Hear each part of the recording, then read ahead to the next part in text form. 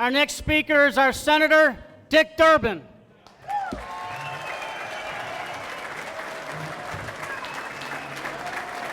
Hello, Local 130 and AFL-CIO.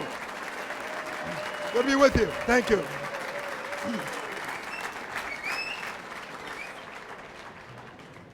Governor Quinn has left, but Mayor Emanuel's here. Thank you for joining us, Rahm Emanuel, this evening. We're glad that you're with us. We're in this together.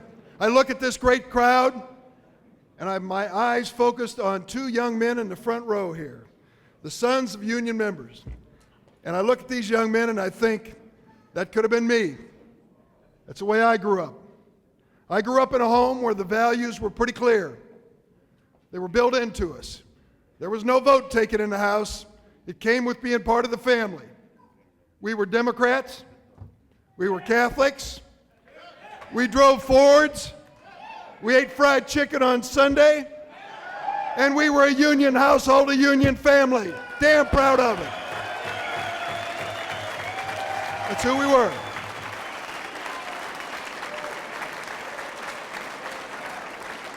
I didn't know at the time. I thought I had a perfect childhood. It was pretty darn good. I didn't know how good it was. I didn't realize that it was the union movement that fought so that my father and my mother, both union members, could bring home a decent paycheck. I didn't know it was a union movement that made sure we had health insurance when other families didn't. I didn't know it was a union movement that started the retirement benefits that my parents took advantage of.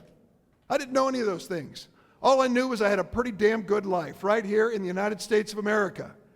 And when I was growing up, right after World War II, when all those soldiers and sailors and airmen were coming home, the union movement was never stronger in America, and America was never stronger in history.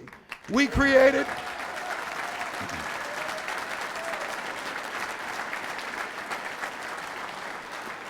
Nobody had ever heard of the middle class until the union movement came along. It was a union movement that said, we're going to give you a fighting chance. You get up and go to work, you're going to get a decent paycheck. And you're going to have a good home and family. And you're going to build for your kids' future. That's what it was all about. It was unwritten, unspoken, but it was a fact. And now look at this election. My friends, we are living on a blue island in a red sea.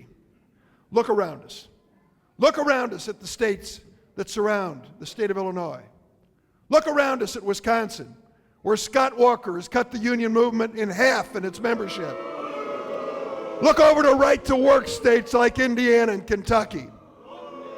Realize if it wasn't for a Democratic governor in Missouri, they'd be right to work too. Iowa's still fighting a battle up there. It used to be when a man was running for president of the United States, Labor Day, there was only one place to be in America, Detroit, Michigan. Michigan, that labor state, is now a right-to-work state. In this sea of red, here we sit. A blue island, as Jorge Ramirez just reminded me, 55,000 new union members. The governor said 50. Jorge says 55,000. We led the nation in creating new union jobs last year, and we ought to be damn proud of it. So, this election is crystal clear. Bruce Rauner said he's going to go out and get the unions. He's going to go out and get the union bosses. My man, Jim Oberweis, he's been against unions from the start. Never gave you a vote in Springfield. Never came out on your side when it came to the issues. And we know the issues. None of us here working for a minimum wage, a few, maybe a few, but not many. But you know that if you respect a worker who gets up every damn day and goes to work, you don't want him living in poverty in the United States of America.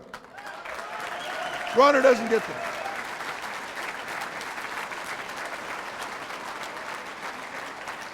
Rauner and Oberweis don't get that. They don't understand that. They don't understand when we're fighting to make sure everybody in America has decent health insurance. Here they are voting against, campaigning against school loans for our kids. This kid from a working family could never have made it through college without a government loan. That government loan has to be there for kids for a long time to come. We're committed to it as a nation. We're going to make it work. So this is what the election's about. It comes down to the basics. Are we going to give the next generation, our kids and our grandkids, the same opportunities we've had? Are we willing to fight for it in this election? Not just talk about it, but fight for it? I listen to some of these guys and I can't believe they live in the same planet we live on. Here they are defending the right of American companies to move overseas to avoid paying taxes. It wasn't that long ago, Illinois company named Walgreens said they were going to pick up and move to Europe. I talked to their CEO and it said, I don't get it, buddy. Greg, I don't get it. You're supposed to be America's pharmacy and now you're going to move to Europe to avoid paying taxes? Well, he says, we're thinking about it. So I wrote him a letter and I said, I didn't realize that the corner of happy and healthy was somewhere in the Swiss Alps. Well, they called me back. They called me back. They called me back and they said, we're staying in America. They made the right decision to stay in America.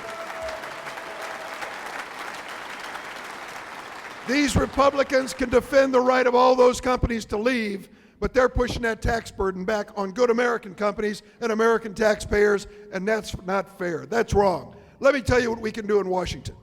Let me tell you what we have to do in Washington. It's time to rewrite this tax code. It's time to make sure that we have a tax code that rewards patriotic American corporations. We visited one of them today. I don't know, Rocco Terranova's down here. Rocco's with the sheet metal workers. We were with President Clinton down at Wheatland Tube. Great company. They're determined to stay in America. They pay a good wage, good benefits, and they make a great product. Here's what I think. We need a tax code which says if you'll keep your headquarters in America, if you'll keep your workers in America, if you'll pay a minimum of $15 an hour for your workers, if you'll give them a good benefit package with insurance and retirement and a veteran's preference, then we're going to give you a break in the tax code. That's what our tax code ought to say. So,